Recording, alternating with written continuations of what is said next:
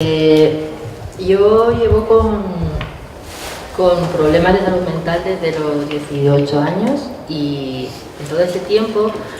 20 años, he estado en diversos movimientos sociales, activistas y hasta el 2015, que fue el Congreso Internacional Healing Voices, no salí del armario, no tuve entonces, por tanto, la posibilidad de politizar esa experiencia y de hacerla algo compartible y algo de lo que no avergonzarme. Después del congreso, durante y después, sobre todo, y gracias a los materiales que se difundieron, entré en contacto con esa dimensión política. No es una dimensión solo individual. Hasta entonces yo había tenido la suerte de no caer en un psiquiatra biologicista, con lo cual nunca me consideré una enferma ni con un cerebro defectuoso, pero siempre lo viví como algo individual, personal, un reto, superación personal, pero no ligado a otros como yo. Y un mes después del congreso, bueno, volveré a esto al final de la intervención. Un mes después del congreso, varios de los asistentes a él nos reunimos y convocamos la primera asamblea presencial de lo que más tarde se convirtió en Flipas GAM, que ahora ya lleva, GAM son las siglas de Grupos de Apoyo Mutuo. Ya llevamos un año y poco y podemos decir que ambos proyectos, tanto el colectivo de activismo como la red de grupos de apoyo mutuo, están creciendo y son estables. Creemos que continuaremos una larga temporada entre los movimientos sociales. Desde el principio, desde el momento fundacional, hemos estado dándole vueltas a cómo politizar esto, a cómo sacarlo del armario, a cómo sacarlo de la vivencia individual, privada de cada uno y cada una de nosotros, y cómo puede ser algo colectivo y que, como en Italia, ha formado parte de la agenda de la izquierda. Desde los 70 empezaron a promover este tipo de movimientos de lucha por los derechos de las personas con diversidad mental. A nosotros nos gusta llamarlo movimiento o personas con diversidad mental, porque todo esto de la enfermedad mental inferioriza, patologiza y es uno de los grandes problemas que forman parte de lo que decía Giovanna del paradigma biomédico, que es una lucha constante que hay que tener para poder crecer como movimiento. A vueltas con esto de la politización del sufrimiento psíquico, como también nos gusta llamar a la locura, sufrimiento psíquico, enredándonos entre los propios sujetos afectados, veíamos que teníamos una dificultad, un par de dificultades grandes para hacer visibles nuestras denuncias y efectivos nuestros derechos. Y estas dificultades, pues una de ellas era ese discurso que hay patologizante, que convierte a las personas que tenemos esta diversidad, voces, que escuchamos voces o tenemos alucinaciones de otro tipo, ideas paranoides, o que todos en un mayor o menor medida podemos tener en un momento dado, ¿no? Las drogas provocan ese tipo de efectos, etc. Estas personas que normalmente son o suelen ser en su mayoría usuarios pasivos de circuitos institucionales,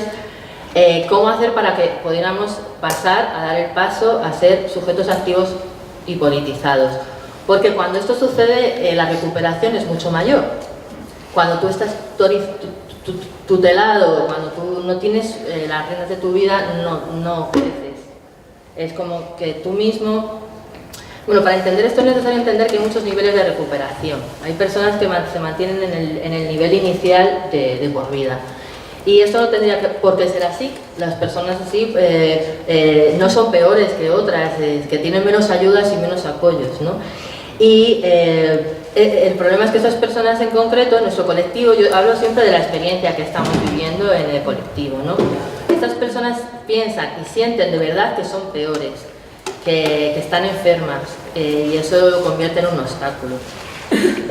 Cuando formamos los grupos de apoyo mutuo, desde el principio hemos observado que la mezcla de personas con un grado mayor de recuperación o menor, no sé si se puede decir en grados, porque siempre hay diferentes áreas en las que uno está mejor, uno peor, no sé, se vuelve mejor en una cosa, tal, es enriquecedora para todos. porque el estar de igual a igual con otros, que no haya ningún discurso mediador de un discurso profesional desde fuera, es muy potente, porque el colectivo de locos, como nos gusta llamarnos, así de manera power, igual que el movimiento maricas o que se hacen suyo el lenguaje, siempre hemos sido pensados desde fuera, o se nos han pensado desde los profesionales, o nos han pensado los familiares, o nos han pensado las farmacéuticas, cosa horrible, el sistema médico farmacológico o la alianza de los tres, que es lo que ocurre en nuestro país, que eso es horrible, no se puede salir por ninguna parte, o tienes a tus padres, tienes la medicación o tienes el psiquiatra, no puedes ir, no hay más puertas donde tocar. Entonces cuando se abre otra puerta, que es la de apoyo mutuo, iguales, sociedad, política, activismo, colectivo, esto engrandece muchísimo las posibilidades que tenemos ahora mismo. Entonces queríamos también, nosotros nos encontramos con la dificultad también de que esos discursos, que a menudo son muy teóricos, hay que trabajarlos en la acción colectiva y práctica diaria de los grupos de apoyo mutuo, porque estas personas, que somos muy diferentes todas unas de otras, tienen interiorizado ese discurso biomédico. Eso es muy difícil de romper a veces, solo con muchas conversaciones, compartir experiencias, un esfuerzo de pensamiento colectivo grandísimo, que en sí mismo es liberador, se produzcan textos, se produzcan vídeos o no, en sí mismo ese esfuerzo por dialogar, por debatir unos con otros, por qué yo me considero un enfermo mental y yo no, por qué a mí me gusta llamarme así, a mí de la otra manera. Esto en sí mismo es liberador y creemos que ha de hacerse desde esa imagen, que ha de estarse ahí con los protagonistas mismos de las situaciones, porque si no se corre el riesgo de construir una vanguardia, de que haya gente que está por encima, que se ha recuperado, que tiene un nivel económico, unos apoyos, que puede estar por encima, y luego hay un montón de gente que se queda viviendo en pensiones o se queda dando vueltas en un circuito cerrado y que esa gente está deseando encontrar una salida y no la encuentra, ¿no? En nuestro colectivo también contamos con bastantes profesionales críticos, pero que nunca vienen a decirnos lo que tenemos que hacer, sino escuchan, apoyan y aportan en la medida que aportamos los demás, con mucho respeto y con una actitud muy de iguales. Bueno, dentro de los grupos de apoyo mutuo, los profesionales no pueden estar a no ser que hablen desde su propia experiencia personal, porque eso sí que el colectivo de activismo está abierto para todo el mundo, los grupos de apoyo mutuo no son para expertos. La segunda dificultad es que cómo incluir nuestro quehacer, como ha pasado en Italia, que forma parte de la agenda política de la izquierda de los años 70 y es algo que está muy presente, aquí no. Aquí están los derechos reproductivos, de temas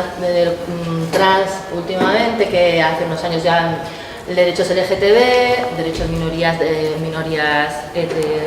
sé, es decir, de otros países, raciales no, étnicas,